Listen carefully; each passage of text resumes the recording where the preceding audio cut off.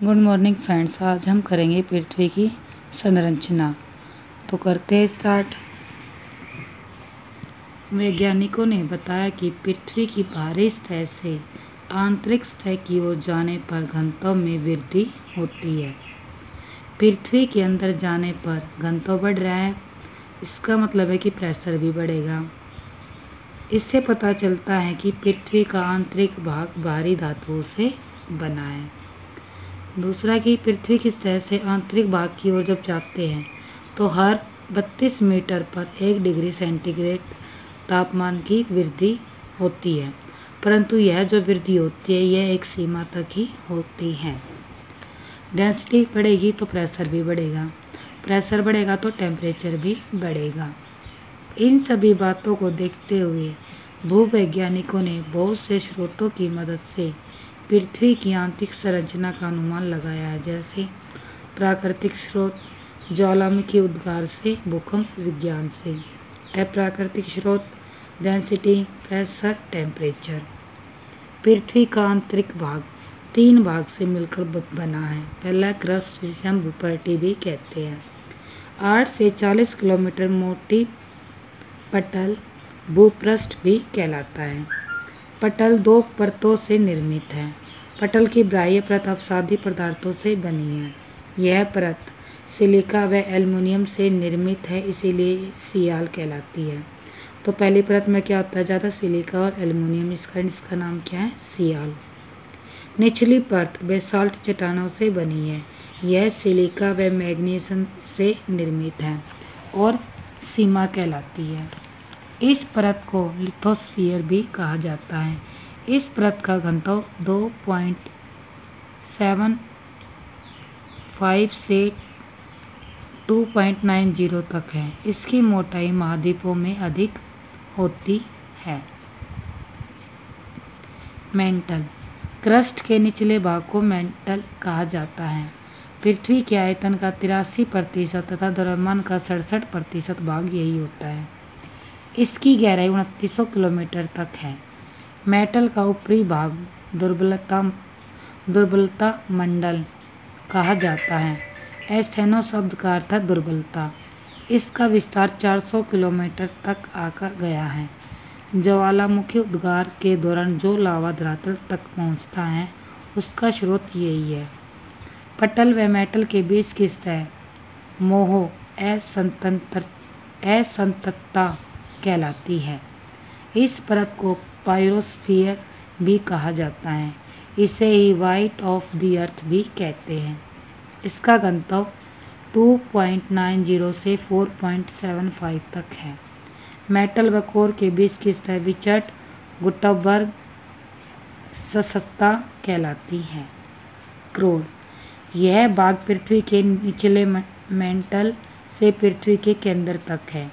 इसका निर्माण मुख्य रूप से निकेल व लोहे से हुआ है, इसलिए इसे निफे कहते हैं। बाह्य क्रोड तरल अवस्था में है, जबकि आंतरिक क्रोड ठोस अवस्था में है। इसे बैरोस्फीयर भी कहा जाता है। पृथ्वी के अंदर जाने पर तापमान से ज़्यादा दाब अधिक हो जाता है। इसी वजह से पृथ्वी का क्रोड ठोस अवस्था में है। इस परत का घनत्व 11 से 13 तक है। सबसे पहला है क्रस्ट या भूपर्टी, जो 8 से 40 किलोमीटर तक है। इसका 2 पार्ट, एक सियाल और दूसरा सीमा।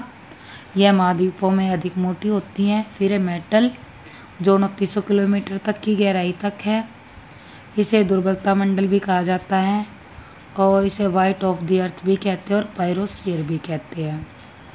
नेक्स्ट है क्रोड, ये सबसे आंतरिक परत है, इसे निफे कहा जाता है। इसमें निकेल व लोहे की अधिकता होती है। अच्छा, इसका जो आइनर क्रोड है वो ठोस अवस्था में और बाह्य कोर वो तरल अवस्था में है। नेक्स्ट है भूकंप। सभी प्राकृतिक भूकंप स्थल मंडल में ही आते हैं। स्थल मंडल पृथ्वी के धरातल से 200 किलोमीटर तक की गहराई वाले भाग को कहते हैं। तो स्थल मंडल किसे कहते हैं, पृथ्वी के धरातल से 200 किलोमीटर तक की गहराई वाला भाग होता है भूकंप, जहाँ पर भूकंप आते हैं। भूकंप मापी यंत्र सिस्मोग्राफ सतह पर पहुँचने वाले भूकंप तरंगों को अभिलेखित करता है। भूकंपीय तरंगे दो प्रकार की होती है। भूगर्भिक तरंगे, जो तरंगे उद्गम केंद्र से ऊर्जा के मुक्त होने के कारण पृथ्वी के अंदरूनी भाग से होकर सभी दिशाओं में आगे बढ़ती है, होती है भूगर्भिक तरंगे। नेक्स्ट है धरातलीय तरंगे। भूगर्भिक तरंगों एवं धरातलीय शैलों के मध्य अन्योन्य क्रिया के कारण नई तरंगें उत्पन्न होती हैं, जिन्हें धरातलीय तरंगे कहा जाता है। ये तरंगें धरातल के साथ साथ चलती हैं। तरंगों का वेग अलग अलग घनत्व वाले पदार्थों से गुजरने पर परिवर्तित हो जाता है। अधिक घनत्व वाले पदार्थों में तरंगों का वेग अधिक होता है और कम वालों में कम। पदार्थों के घनत्व में भिन्नताएं होने के कारण परावर्तन एवं अपवर्तन भी होता है। फिर भूगर्भिक तरंगे भी तीन प्रकार की होती है। पहली है पी तरंगे, एस तरंगे और एल तरंगे। तो सबसे पहले पढ़ेंगे पी तरंगे। पी तरंगे तीव्र गति से चलती हैं और धरातल पर सबसे पहले पहुंचती है। तो धरातल पर सबसे पहले कौन सी तरंगे पहुंचती है? तो आप बताएंगे पी तरंगे। इन्हें प्राथमिक तरंगे भी कहते हैं। ये ध्वनि तरंगों जैसी होती हैं। ये ठोस, द्रव, गैस तीनों प्रकार के पदार्थों में से गुजर सकती है। इनकी गति होती है 8 किलोमीटर पर सेकेंड। नेक्स्ट एस तरंगे। एस तरंगे धरातल पर कुछ समय बाद पहुंचती हैं। ये द्वितीयक तरंगे कहलाती हैं।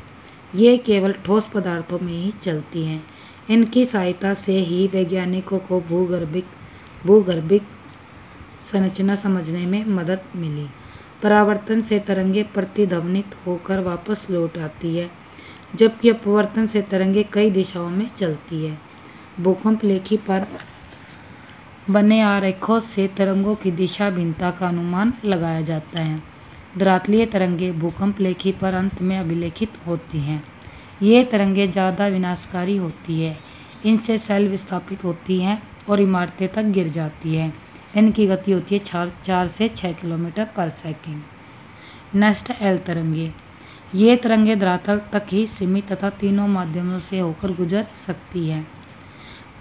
पी तरंगों के कंपन की दिशा तरंगों के समानांतर होती है तथा एस तरंगें ऊर्ध्वाधर तल में तरंगों की दिशा के समकोण पर कंपन पैदा करती हैं। नेक्स्ट भूकंप के प्रकार। तो सबसे पहला है सामान्यतः विवर्तनिक।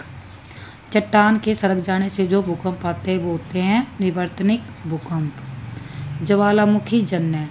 ज्वालामुखी क्षेत्रों में जो भूकंप आते हैं वो होते हैं ज्वालामुखीय जन्य भूकंप। नियात।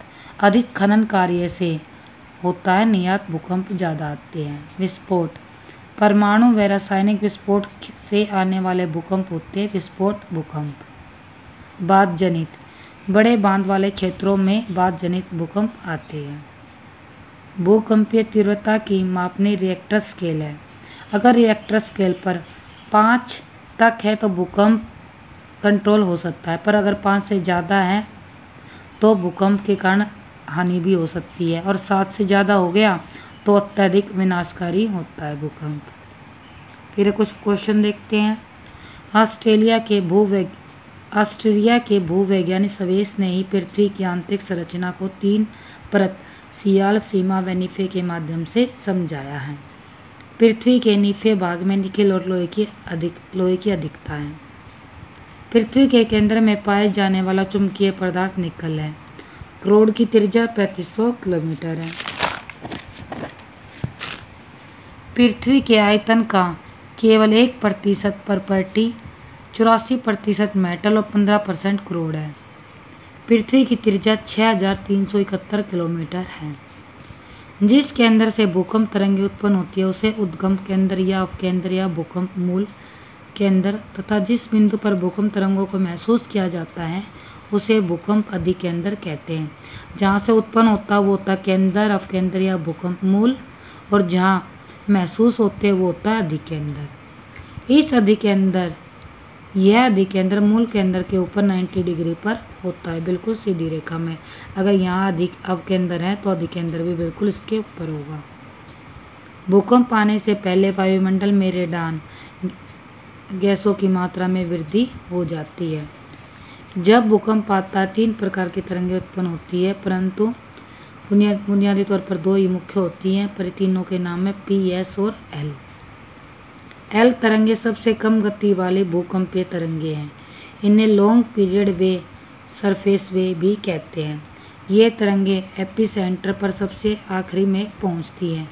सभी तरंगों में सबसे विनाशकारी ये तरंगे ही होती है। इनकी गति होती है 3 किलोमीटर पर सेकंड।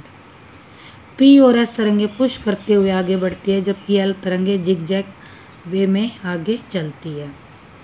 एल तरंगों को लव वेव भी कहते हैं। इनका नामकरण वैज्ञानिक एडवर्ड हफ-लव के नाम पर किया गया। इनकी तीव्रता पी और एस से अधिक होती है। गति तो कम होती है पर तीव्रता एल की ज़्यादा होती है। भूकंपीय तरंगों की तीव्रता को सिस्मोग्राफ से मापते हैं तथा तरंगों की तीव्रता को कई स्केल पर मापा जाता है, तो वे रिएक्टर स्केल और रोसी-फेरल स्केल। भूकंप आने के क्या कारण होते हैं? ज्वालामुखी विस्फोट, टेक्टोनिज्म, हिमखंडों के खिसकने से, पृथ्वी की प्लेटों के असंतुलन से, दूसरा अधिक खनन कार्य करने से, ये सभी क्या भूकंप आने के कारण। नेक्स्ट है सुनामी। ये जापानी भाषा का शब्द है जिसका अर्थ है तट पर आने वाली समुद्री लहरें। समुद्र के अंदर जमीन खिसकने या ज्वालामुखी के फटने के कारण महासागर में उत्पन्न होती है। समुद्र के अंदर भूकंप सुनामी का मुख्य कारण होता है। विश्व के सर्वाधिक भूकंप प्रशांत महासागर पेटी में आते। कहाँ आते सबसे ज़्यादा भूकंप? प्रशांत महासागर में। अगर आपको वीडियो पसंद आया तो प्लीज़ लाइक करना ना भूलें। Thank you.